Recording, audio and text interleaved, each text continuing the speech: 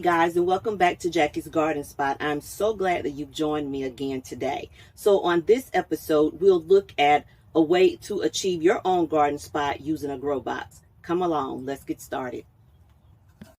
So this is one of the grow boxes that I use here. It's right outside my back door.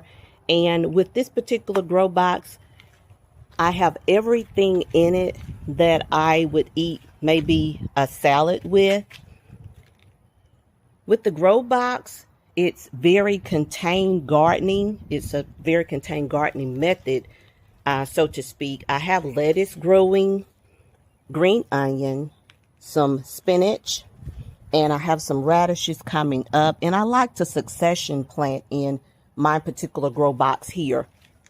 For instance, once I have harvested this particular green onion, then I have some more coming along here that I planted out.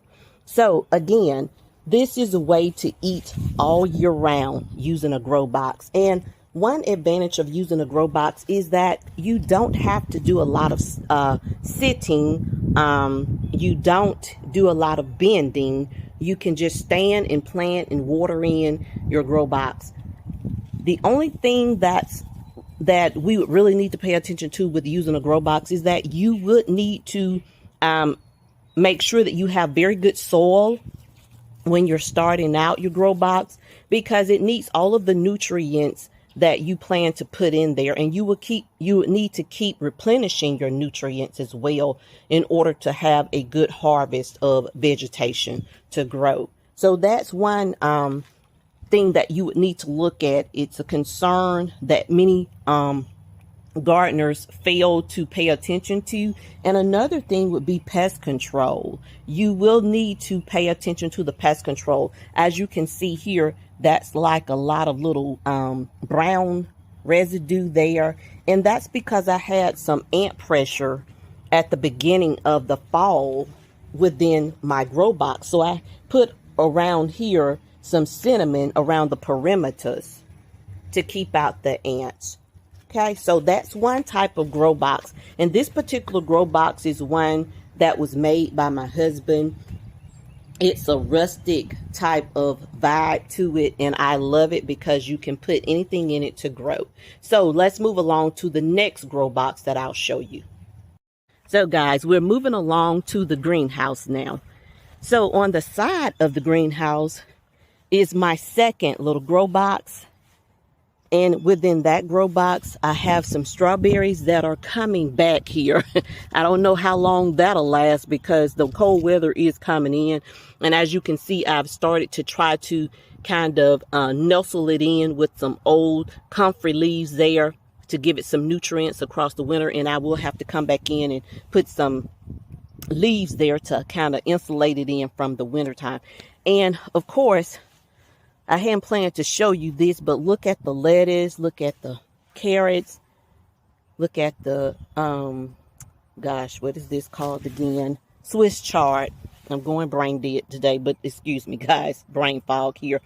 And then I have some radishes coming back in. And of course, when we pulled up the onion the other day, remember I told you something was going here because I hate to pull weeds. So I planted in some garlic and I nestled it in with the weeds. And then, of course, you see the comfrey. It's still doing wonderful. And some green onion there. But I just wanted to show you this. I know it's not part of the grow box episode, but I just wanted to show you this because it's beautiful. It is just magnificent. It just rained here. And all I can say is, look at God. Right? Okay. So moving on to the third grow box. The third grow box, guys, is inside of the greenhouse. And this is the third grow box. And for some reason, the sweet potatoes are coming back. I don't know how long they'll last. And of course, I had some ant pressure there. That's why you see the cinnamon in here as well, to keep the ants out of there. So that's my third type of grow box, guys. And again, a grow box has all of the nutrients in it from you. It's unlike putting the grow box in ground, because the in-ground garden, it nurtures itself from the earth.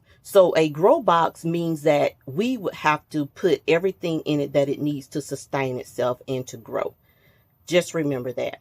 Okay. And so moving along to another type of gardening would be a grow bag. This is a grow bag. And in this grow bag, I am growing some shampoo ginger that I do have to go in and cut down for the winter. I did bring it inside of the greenhouse because the temps at night are getting below 50. And so I don't think that the ginger will live in an environment like that. And so I need to cut it back for the winter time to allow it to come back for next spring. Okay. And guys, that would conclude this episode. I know that it was short, simple, and quick. And of course, if you decide to grow in a grow box, remember, it's simple, grow something. And if you've learned anything today, give me a like or share. And don't forget to subscribe. Until next time, guys, be well. Bye.